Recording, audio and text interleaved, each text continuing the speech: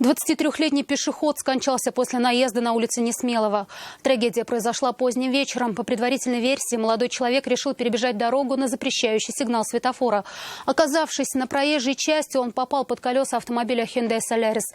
Айрат Назипов поговорил с водителем иномарки и узнал его версию события.